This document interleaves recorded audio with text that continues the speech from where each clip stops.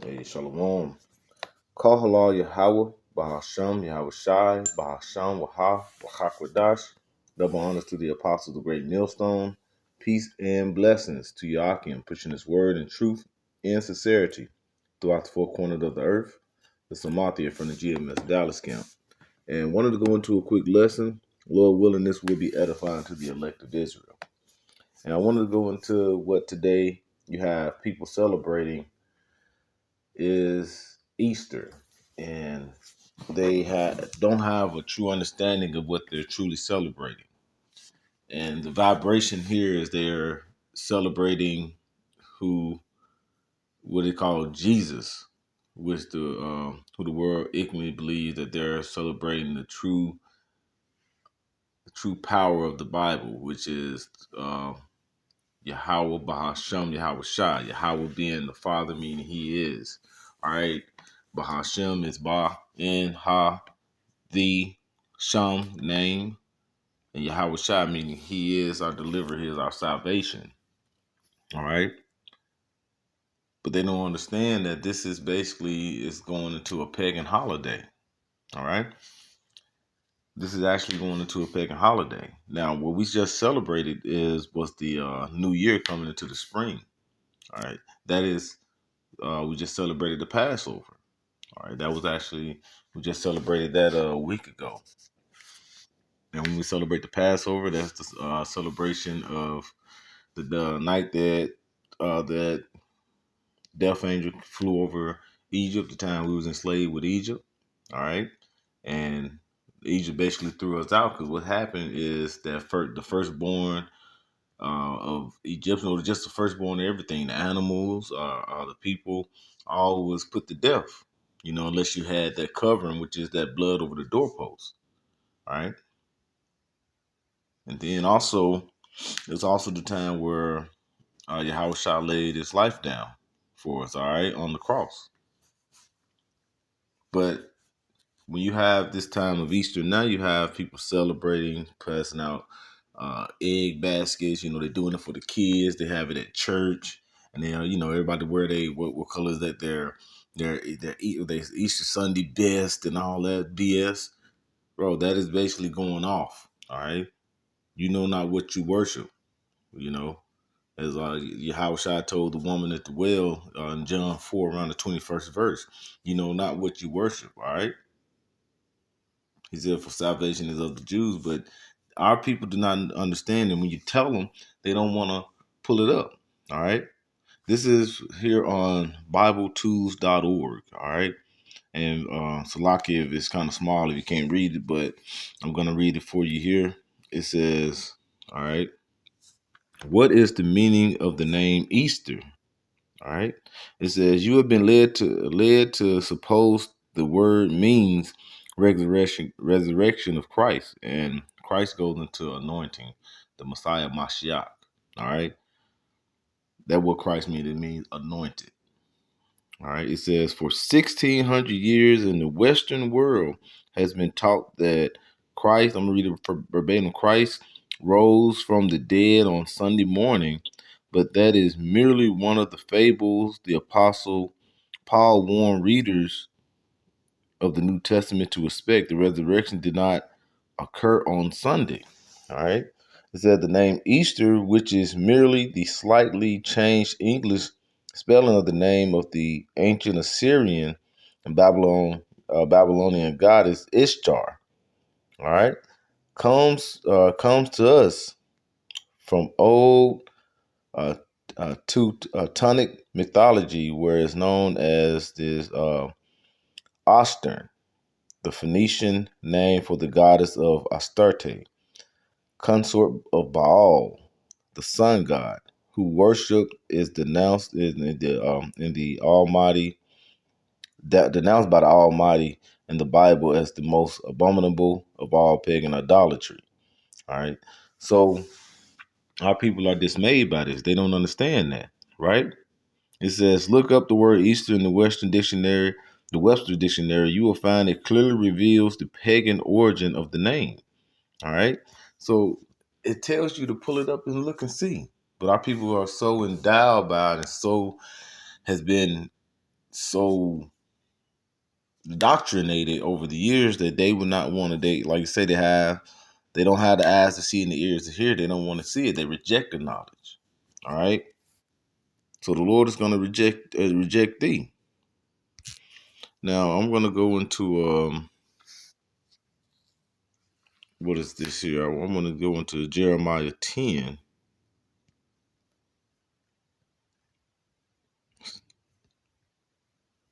Yeah, Jeremiah 10. I'm going to go from the top here. It says Jeremiah 10 and 1. It says, "Hear ye the word which the Lord speaketh unto you, O house of Israel." All right. It says, into the house of Israel. All right. Who is that? That is so-called Black, Latinos, and Native Americans. And we are scattered throughout the four corners of the earth. So you could be of the other nations. So this is the Lord speaking to his people that he made a covenant with. All right. The Israelites who were driven out of Egypt after that last plague, like you say, when the death angel came over, all right, that became what? The Passover. All right. These are the people that the Lord in Exodus 24 made a covenant with the sprinkling of the blood. All right. To basically worship your power, Yahweh, and not go and follow these other nations, these other gods. All right. So it says, "Thus saith the Lord, learn not the way of the heathen." And who are the heathens? Those are the other nations. There's 18 nations upon the earth. And 17 other nations are considered heathen nations. The nation of Israel are the Israelites. All right. We are the Lord's people. All right. We're the apple of the Lord's eye. You see? The Lord's tell you in Isaiah 40, all right, these other nations are nothing around the 15th verse. All right. They're spittle. All right. The drop of a bucket. All right. You can read about that in Isaiah 40, 15, and also 2nd Ezra 6, around the 53rd or 56th verse. All right. Amongst that area. All right. The Lord was not looking to deliver everybody. All right. Everybody was his people. You can read all about that in the Bible. And then when you go into the New Testament, they try to say, well, the Lord, he said everybody can come into this covenant. No, no. Yahweh Shai said in John 4, for salvation of the Jews. All right. You're reading Romans 9. Okay. Who did Paul say? They were the Israelites. All right. Who received this, obtained this, being within the covenant. So I'm going to keep reading. It says, verse 2, "Thus says Yahweh, learn not the way of the heathen, and be not dismayed at the signs of heaven. For the heathen are dismayed at them." All right. The signs in the heavens. All right. And what he goes about that, because the Lord did say, watch the signs that goes on in heaven. But see, you have these nations, they worship the different signs in heaven. All right. That becomes gods to them. They believe in these, they have the sun god, the moon god. All right, they have these different. They're dismayed with these different signs in heaven, but we don't have the signs in heaven. Is we know it's coming from our power, the living power. How about you, Yahweh Shai? We don't supposed to learn the ways of the heathen, but we've been indoctrinated over the years to celebrate these certain holidays, but we don't even celebrate the holy days within the scriptures that we supposed to be abiding by. Right? You know what? Before I go into that, I want to get back to this here. This is back in. All right. It says, look up. I'm back in the middle here. It says, in the large 5-volume Haston Dictionary of the Bible, only 6 brief lines, all right, are given to the name of Easter because it occurs only in the Bible, and the authorized King James translation says Hasting. Easter used Easter used an authorized version as the translation of Pascha in Acts 12:4. All right. Intending after Easter to bring forth the people, Revised Standard and, version of the substituted correctly, the Passover, right? So what is he saying when you go into Acts 12, right? This is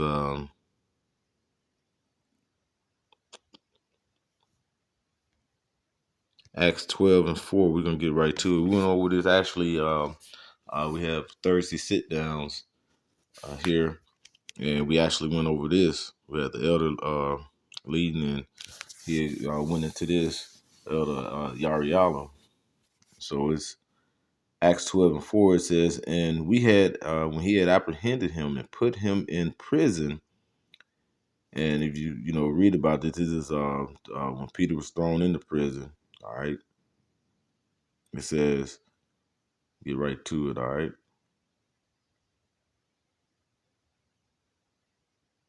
You know what? Let me just start up here. Now I might as well just start at the top and kind of read through it and then pull it out. Then you get get the full aspect of it.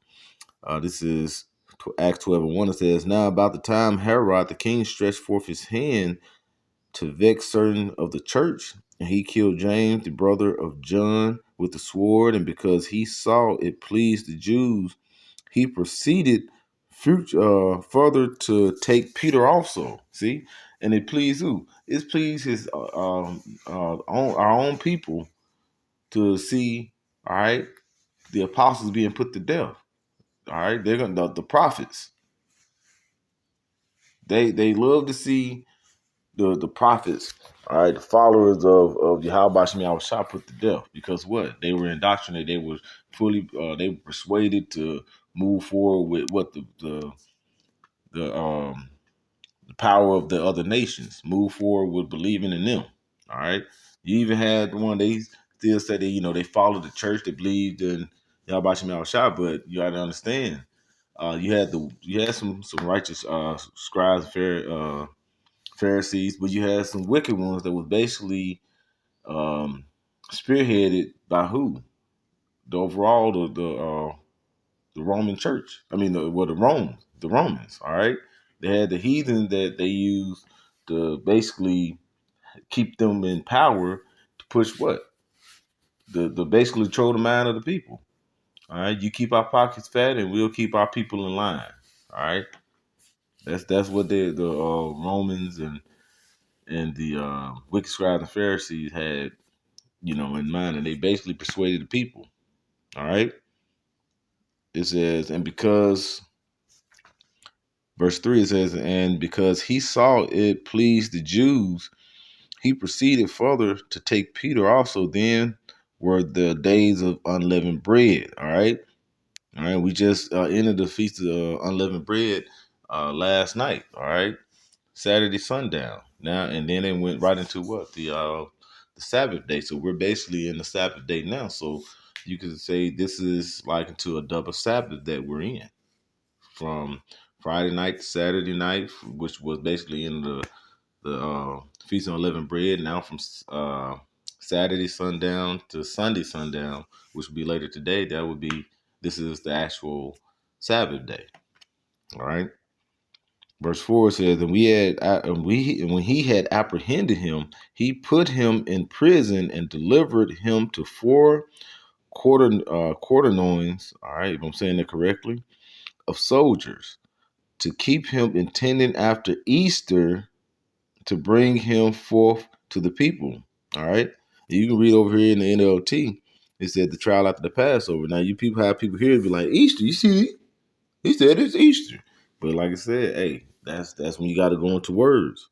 He said the keep him out the attendant of Easter. Now we just had the like I said, the feast of unleavened bread. All right, let's go into the word here. All right, go into the word Easter.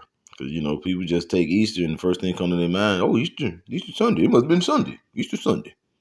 This is Strong's G3957. All right, now I'm going to let them say it. Strong's G3957. Pascha. Pascha. All right, Pascha. All right, and then when you say it, it says a Pascha sacrifice, which was accustomed to be offered for the people deliverance of the old Egypt. All right, you see what that is? That's the old Egyptian. That's going into like I say, offering for the people deliverance from the old Egypt. No, let's go into the actual root word. All right, the etymology of Easter. All right, Pesach, Pesach. All right. What did it say right here? Read it here. It says Passover, sacrifice of Passover. All right. What is the animal victim, of the Passover, festival of the Passover. All right. That is what they have basically changed the Passover to in this verse. They said Easter now. They said we're gonna read it now. We can put it in English and we're gonna say Easter instead of the Passover. But you read in the NLT what we just read. What did it say in the NLT? It says, then he imprisoned, verse 4, then he imprisoned him, placing him under the guard of 4 squads of 4 soldiers each. Herod intended to bring Peter out of the public trial after the Passover. This is what the word Easter is going into, right? This is the word Egypt is going into. Now we're gonna see this. This is was a clip from the American Gods. And it kind of told you how a lot of these different pagan holidays came over here to the shores of the Americas, all right, over into the West, all right, and how people worship them and they believe one thing, but it's actually they're giving the vibration to another, all right. They think they're celebrating the power of the Israelites, but they're not, all right. Just like we read in Jeremiah 10. It said, "Be not dismayed at, basically don't follow the ways of the heathen." It would have kept reading. It would have broke down how you put one and pull up a tree and this and that. It goes and basically into Christmas. I have the kids. They'll come get on their knees, open up the presents, and they think that this is back into what? This is when our Lord was born. No, the Lord was born in the springtime. This is going back into another paganistic holiday, and they're giving that vibration to them pagan idols. They're worshiping and don't the idol and don't even know it. All right, but this is going back in American Gods and going to how Easter is being utilized, and people are worshiping and don't even really know it. But you're still giving that vibration into, that god of that particular holiday, that idol. Folks would paint eggs with dandelions and paprika for her to exchange as gifts at the first sign of spring in her name, Ostara. They still do. They still do. On my festival days, they still feast on eggs and rabbit and candy, and they do it in my name. Serious question, my dear. I've no doubt that millions upon millions exchange tokens and observe the rituals of your festival, all down to the hunting of the hidden eggs. But does anybody pray in your name? See, they doing it for Ostara, and all of it comes back into those different pagan gods, those Ostara, Astarte, Ishtar. All these are the same gods with different names from different empires that ruled, right? From the Babylonians, all right, all the way down to the Greeks and Romans. So this is what it goes into, right? Do they say it in worship? Oh, they mouth your name, but they have no idea what it means, none whatsoever. They mouth your name, all right, but they don't have no understanding, all right.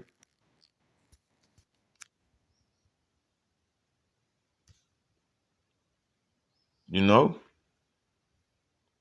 I want to get another verse here.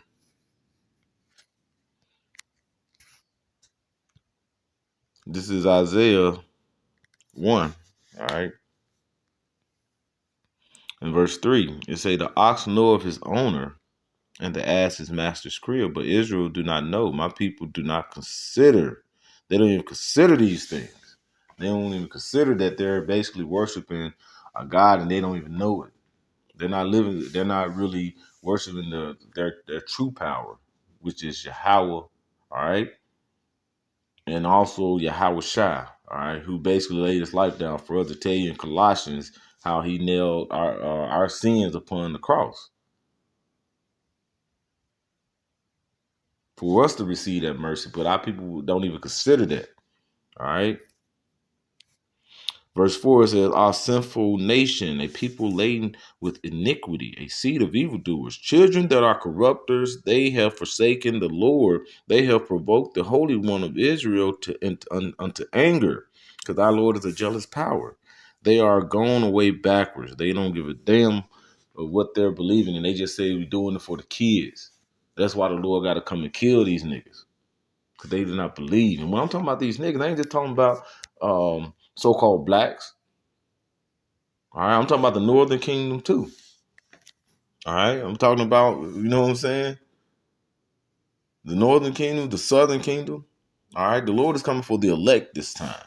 All right, the election has to obtain this wisdom, knowledge, and understanding. But like I say, the other people are laden with iniquity, just sin upon sin, iniquity. Right?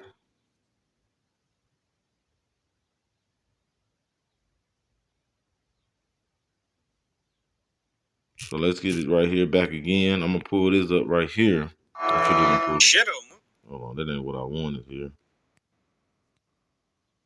Let me see. Slocky. Let me go back. Damn. There was another part on here where she kind of goes into it, talking about it's my day, but you know the hell, you get the point. But they've no idea what it means, none whatsoever. Same every spring. You do all the work, he gets all the prayers. You see that? And back here they showing this cat with this ring around it. That's Jesus. You know, that's Cesare Borgia, and we'll get what's going on with that too. All right. So when we go into these things, first we're gonna go into Cesare. That is basically showing who this is. This is Serapis, all right? Apis the bull. That's who, look at this. If you scroll down here, read Serapis in the Wikipedia. I'm just going to scroll through this, through the Google here. It says Serapis or Serapis is a Greco-Egyptian god, a syncretic deity derived from the worship of the Egyptian Osiris and Apis. Serapis is intensively popularized. All right, we'll go into, but I just kind of want to just scan through this. When you see this, it goes into that and Apis. Now, who was Apis the bull? It's Apis. Here go Apis right here. All right. Apis is also called Hip or Happy, was the ancient Egyptian bull god of the fertility of the underworld, who was worshipped in ancient Egypt. He was typically depicted as the bull with white markings and wore a sacred minute collar and a radiant sun crown. All right. You see all these different gods of fertilities and different things. And when you think about Easter, what do you see? The Easter bunny. All right. You see the Easter bunny. It says, gradually Serapis became revealed not only as a sun god, you see that? Zeus Serapis, but also the Lord of the healing and fertility. All right. This is where you get Jesus from. His worship was established in the Rome throughout the Mediterranean, following the trade route and being particularly prominent in the great commercial cities. And that's from the Britannica. Now, when we were reading earlier, we read about what is that?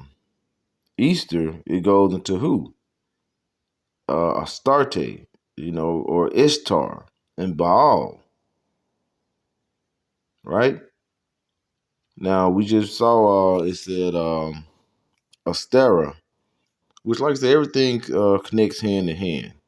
Astarte, the goddess. Okay, it says Astarte, goddess of war and sexual love, shared so many um, with her sister Anath, and they originally had been seen as a single deity. All right, Ashtaroth, Astarte.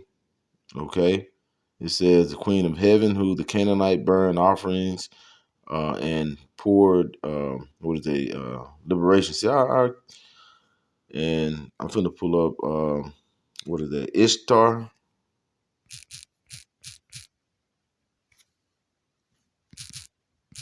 Yeah, I'm gonna move this here. All right, Ishtar. She is the goddess of love and sexuality. All right, and thus the fertility. You see how everything comes into fertility and fertility, and when you look at the hunting of the eggs and different things in Easter, this is basically going into the celebration of this idol. All right. So you can say even goes back to Ishtar, it goes back into Apis, it also goes back into Serapis. All this is basically is all rolled into one. It says she is responsible for all life, but is never a mother but she is never a mother goddess as the goddess of war. All right. But is often shown winged with the barren arm. Her third aspect of celestial, she is the planet Venus, the morning and evening star. You see that? And they'll try to say that, oh, see this, and that's what kind of confuses our people. And now you have our people even becoming atheists because of this BS. You know? All right. I just want to see what this says.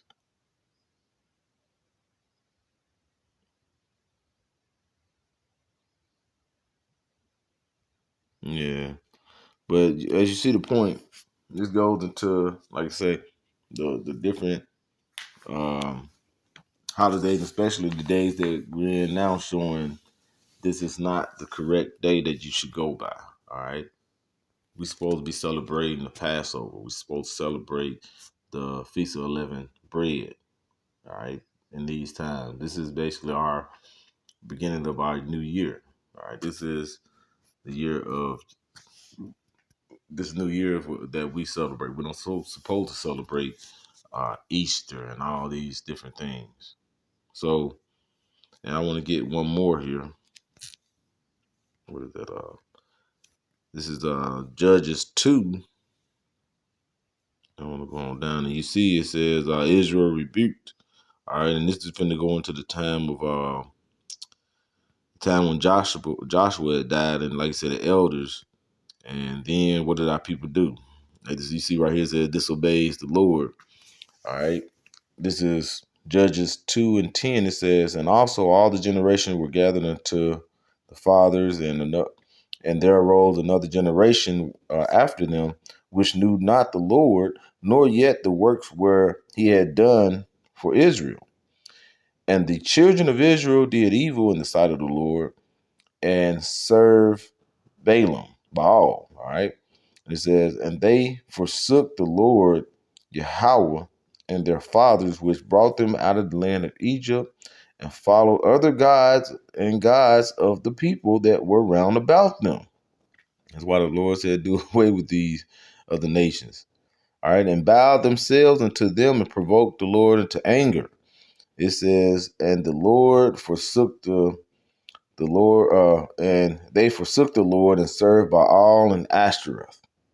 And that's our people. They forsaken the Lord. All right. They reject knowledge, as it says in Hosea 4. So the Lord is going to reject them. All right. The Lord is going to reject them because our people constantly want to serve these other gods, but they don't want to serve the true living power. They don't want to, they feel like it's boring or it's too many rules. All right. All right. Too many commandments. I want to be free. Do as thou wilt. Okay, keep that same role, keep that same mindset, and the Lord's finna give what? He's finna blast you with fire. He's gonna blast you with civil unrest, where it's gonna be lawless, and then you're gonna be looking for a righteous power, all right, a true living power. But like I say, this is the time that we're in, and we have to call these things out. We have to bring forth correction. Let our people know. All right, this is getting the blood off our hands. All right. So with that, call halal Yahweh, Bahasham, Yahweh Shai, Bahasham, Waha, Rachakwadash. Double honors to the apostles of Great Millstone. Peace and blessings to Yah can put in his word and truth and sincerity. Shalom.